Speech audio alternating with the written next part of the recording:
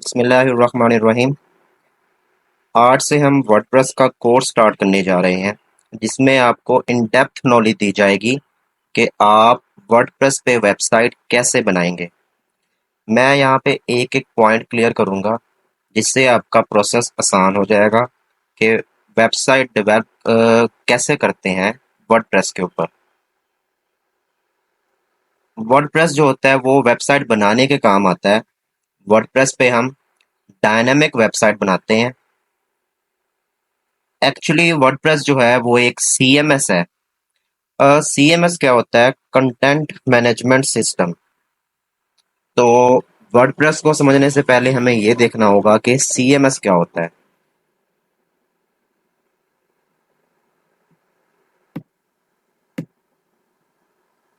What is CMS? A content management system is a software application that can be used to manage the creation and modification of digital content. CMS are typically used for enterprise content management and web content management. आगे हम इसके की features देख लेते हैं कि CMS आखिर करता क्या है।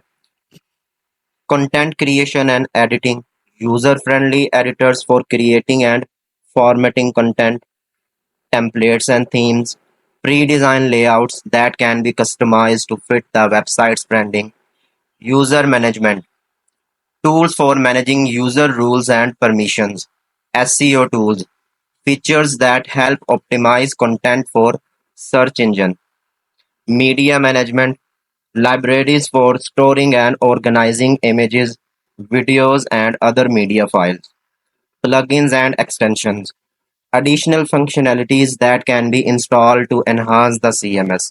अब ये जितनी भी चीज़ें हैं, content creation and editing, templates, user management, ये हम आगे जाके देखेंगे जब हम एक वर्डप्रेस पे वेबसाइट डेवलप करेंगे ना, तो ये वहाँ पे आपको चीज़ें समझ आ जाएंगी सारी। Popular CMS platforms. सबसे पहले इसमें हमारा आ जाता है वर्डप्रेस, नंबर 1 नंबर पे जो है। Most popular CMS, powering over 40% of the websites, highly customizable with a vast library of themes and plugins, suitable for blogs, business websites and e-commerce stores. Second number पे हमारे पास आ जाता है जुमला। Flexible and extensible platform, offers advanced user management and multilingual support, ideal for complex websites and online communities. और third number पे हमारे पास आ जाता है ड्रुपल, known for its robust security and scalability, highly customizable with a steep learning curve, preferred for large complex websites and enterprise level applications.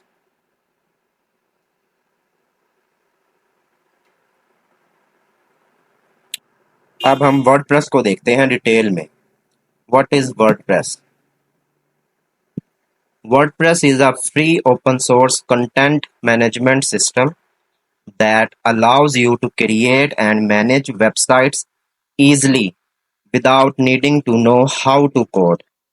It's a tool that helps you build and maintain your website's content, design, and functionality through an intuitive interface. इसके की features देख लेते हैं। User friendly interface है, themes and customization, plugins, SEO friendly, community support. WordPress में हम e commerce की website बना सकते हैं, ब्लॉगिंग की वेबसाइट बना सकते हैं, लैंडिंग पेज बना सकते हैं, एजुकेशनल वेबसाइट बना सकते हैं। वर्डप्रेस एक ऐसा प्लेटफॉर्म है जो आपको किसी भी तरह की वेबसाइट बनाने का ऑप्शन देता है।